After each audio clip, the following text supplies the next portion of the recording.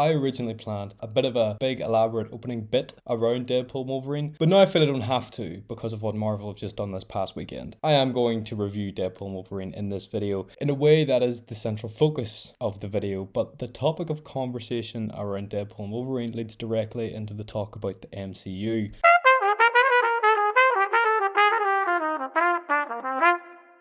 I'm going to begin with a quick summary of my feelings towards this film, a summary free of spoilers for you people that haven't seen it yet. Then I'm going to get into the meat and bones of this video. Ultimately, Deadpool and Wolverine has several issues that I am going to highlight in this but when I tell you, truly and honestly, I had an absolute blast watching this movie. I was having a thrilling experience the entire time. I've been a fan of Deadpool for a really, really long time. I'll never forget how frustrated I was as a kid because I wasn't old enough to see the first one when it came out in theaters, and I'll never forget the great thrill I had watching the second one in the theater. I'll never forget feeling like a devious child because I watched PewDiePie play the game, and then being guilt-ridden because I convinced my mum to rent the game from Extravision, and I knew I was too young to play it, and I felt really bad about it. I'm sorry. I even had a Deadpool mask in primary school. That's how deep into the I was, man. I got this as a present. What do you do this? It's a little bit dusty. But this was a cool present from a good friend of mine. I'm actually gonna leave him out there for this video. It's like a cool wee memento for what we're doing for this. That's whew. I love the character, even if I've grown to understand that he's quite an annoying one. That's really part of the charm. But also, get this, you never guess this, I'm also a major Wolverine fan. Wow, like every goddamn person that reads and likes comic books in the goddamn world. Nice to say I love both of these characters. I've loved Wolverine since I first seen X-Men when I was like 5 or something. I have no idea. I was young anyway. I even liked X-Men Origins because I was like 6 and I just seen Wolverine going, and I was like, that's so cool. To put it simply. And I love both characters, evidently, but I was slightly skeptical when they announced it. I, like nearly every comic book fan, love Logan. Logan is an amazing film and a fantastic ending for a brilliant character in cinema. And when I heard he was coming back, I don't really get nervous, but I started to get a bit worried. But nonetheless, I was interested. The trailers looked promising, it looked fun, it looked exciting. And that's exactly what it was. This was a fun, entertaining watch from start to finish for me. The film's very easy to watch. It's quite funny. It's not quite the usual Marvel humor that you expect with the MCU. There is some of that humor in here, but it feels in a way unique as Deadpool sort of put his own spin on it, which is a cool thing to have, but at the same time it's still kind of MCU-ified. You know, it's got them MCU quips we all love. Yay!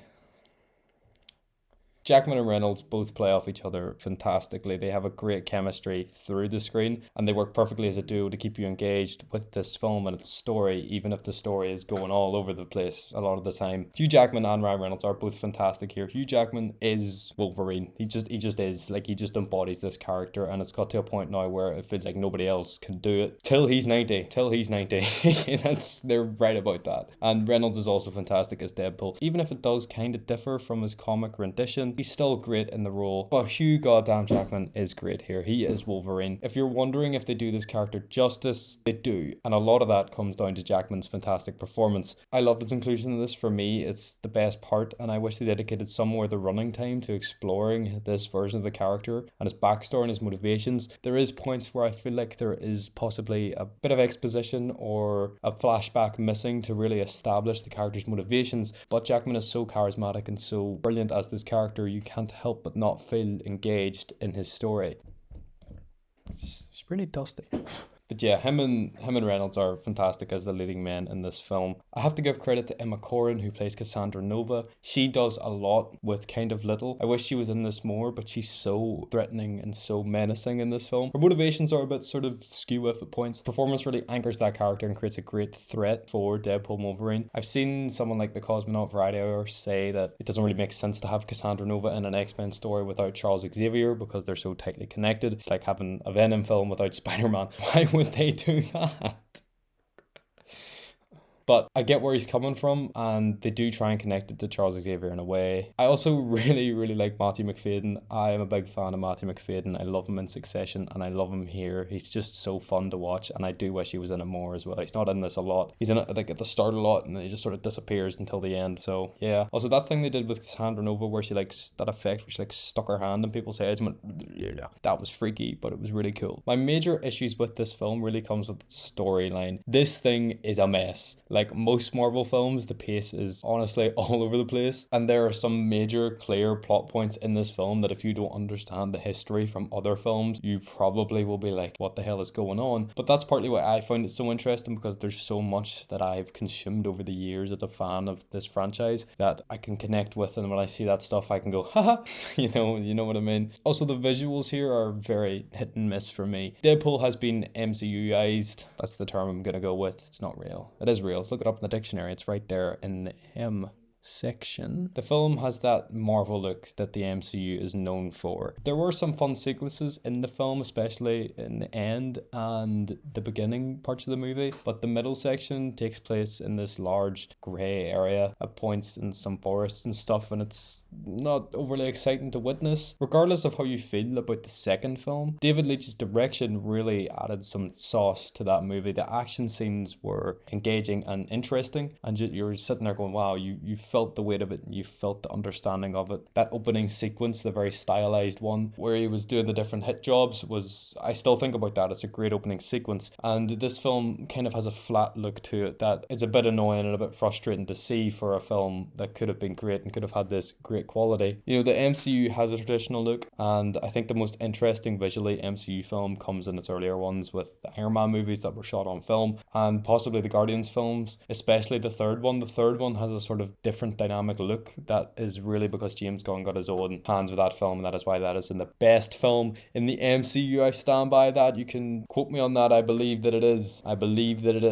Back to praises. The soundtrack and the score here are great. The score really engages you within the film and makes you feel the more emotional moments and sort of flow with them. And this film, in my opinion, has some of the best needle drops in superhero film history. Stuff close to the level of like Guardians of the Galaxy. The opening dance scenes, the use of Madonna's Like a Prayer. There's other needle drops throughout the film I don't want to spoil, but they're really great additions and really great uses. My movie critic brain and my relax, enjoy it, fun Marvel brain really crash. They're like a constant argument in my head about the quality of this film, because I can really pick it apart. I kind of have so far in this review, and I don't want to do that, but I feel for my integrity in this channel, I feel I have to. I enjoyed this. I did. I thought it was a fun experience, but right now I'm going to get into some spoilers, so spoilers are coming up now, so be warned, it's coming now. You got to get out of here now, and I'm gonna do it now, and you're gonna see it in just a second, and it's gonna come around out of nowhere. Cameos. Are they killing this goddamn franchise? Quite possibly. Cameos in Marvel films they're not new. Stan Lee has been doing it for like 250,000 years before he sadly passed away. Rest in peace, Stan Lee. It's something that has always existed. Are we kind of taking it too far now? The multiverse is an interesting storyline, and there is a point in this film where Deadpool's like, can we just stop the whole multiverse thing? And I get where he's coming from, but if you do multiverse right, it's really good. But Marvel, I don't know what's going on, man. I don't know what's going on. Instead of going to a Marvel film like you would do maybe 3 or 4 years ago, 5 years ago, Endgame came out 5 years ago. Oh my god, it came out in 2019. Oh Jesus. If you went back 8 years ago and experienced that, you went for each piece, the next part of the next story, so you don't fall behind and you still feel engaged in the ever expanding storyline. Now it kind of feels like people go to see Marvel films because someone really cool from 20 years ago is going to come back because the role was forgotten about or the movie was kind of bad, but they really liked the character, so they were kind of like, I want to come back and I want to do it again for like 5-10 minutes, maybe even just a brief appearance. That's kind of what it's like. I thoroughly enjoyed the cameos in this film. I can't lie. When I seen Fantastic Four, Johnny Storm, I audibly in the cinema went, ha! And I was the only one that did, and I felt weird about it. Or Blade. I lost my mind when Blade came on screen. I thought Gambit. I loved Gambit. I loved Channing Tatum Gambit. He was hilarious. That line about the minions and being his dialect coach was great. It was just so accurate with the accent and everything. Jennifer Garner's Elektra, cool. Daphne Keane coming back. And all the Deadpools, all the different Deadpools like McConaughey and stuff. These are all cool. They're fun. They're entertaining. entertaining. But what do they add? What do they suffice to the story? This film is a send-off to the Fox era of the MCU, which is a great thing to see because I grew up with that, actively engaged in going to the theater and seeing those films, and to see it all come to an end was sad, but to see them get this send-off, especially in the credits with them behind the scenes stuff, is really cool. This film is kind of like Spider-Man and Doctor Strange Multiverse of Madness, but taken to another extreme and another different variation of that. I like Tobey and Andrew coming back in Spider-Man, and people are like, that is the only great part of that movie. I disagree. I think the pace is terrible, but I think that's a solid Spider-Man story, and I think those two characters add to that Spider-Man story. Doctor Strange's ones, I don't like them. There's no point in them. They all die straight away. It's cool. Yes, John Krasinski, Mr. Fantastic, that's cool. I was a fan. I was one of them fans that were like, I want to see that. And then I seen it, and then he died in 5 minutes after he told Wanda how to nick off beat your man.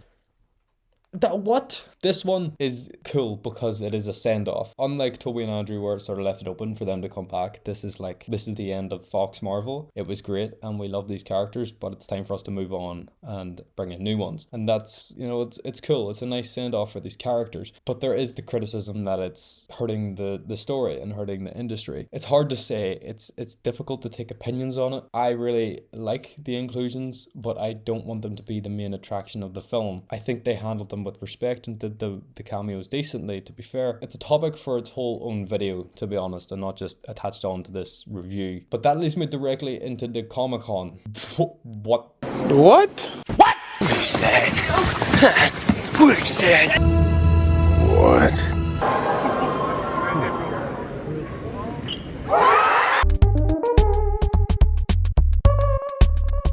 What the f*** is the right thing to say? Robert Downey Jr. is coming back to play Dr.Doom. What the hell? What's... Marvel were obviously panicking. They were hitting the panic button.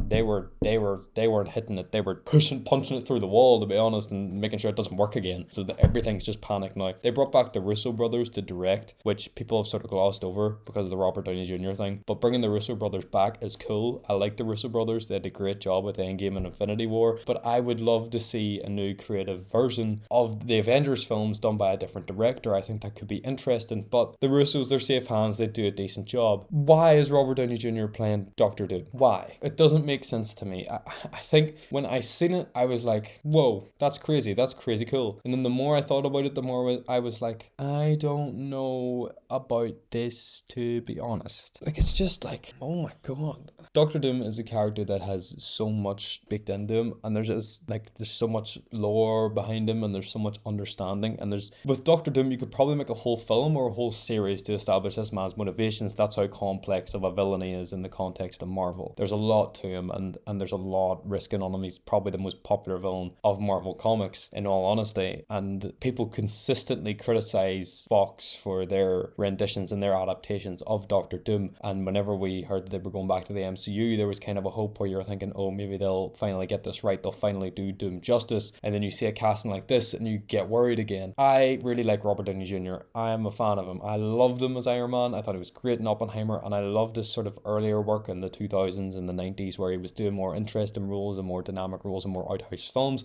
I wish he would transition to do more of them, but no, he seems to be going back to Marvel, which isn't a criticism. I'm sure that man is getting a goddamn bag and going back to Marvel. It's a criticism of Marvel to me because it feels panicked. It feels like, oh my god, what are we gonna do? We need to save this. We need to fix this universe. Let's bring back the guy that was like the guy of the first 10 years of this universe, but let's make him a villain. Do you know what I mean? I think there's great actors out there that could do Dr. Doom and do him brilliantly. People are saying Cillian Murphy could have done it. Why didn't they get Cillian Murphy?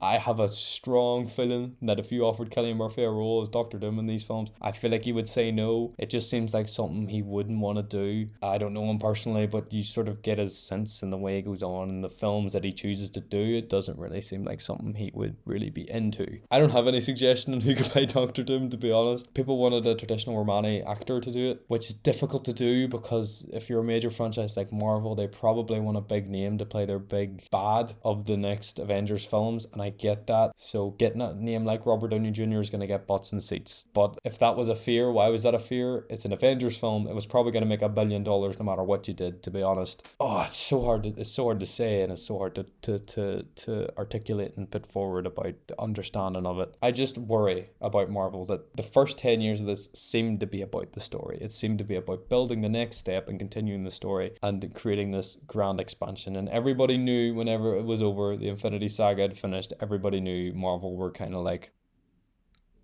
what do we do now? And they did try to rectify it. They tried to do the Kang thing, and the Jonathan Majors thing happened, and then you're like hitting the panic button again because you don't know what to do. So I understand why they brought Downey Jr. back, and from a business standpoint, it would make sense to make him the villain and make him Dr. Doom, but from a storytelling standpoint and from a standpoint of being a fan of the comics, I disagree with the casting. But I look forward to see what they do with it and where it will go. And I think it's an extension of this focus on bringing back old actors that you find in the recent MCU projects, especially Deadpool, which, taking it back to Deadpool, because that is the focus of this video, I'm sorry. Deadpool was a fun film, an entertaining film. I thought Jackman and Reynolds were really good. I thought the villain was good, but the film at points is a mess and has some real obvious issues that I can't look past. But if you're looking for a great time and you're a fan of Marvel and you're a fan of the X-Men and all that stuff, you're definitely going to go in and watch this and have a brilliant time, because I did, and I'm glad that I did. And I think in further rewatches I probably will still have a great time watching this, but my critic brain is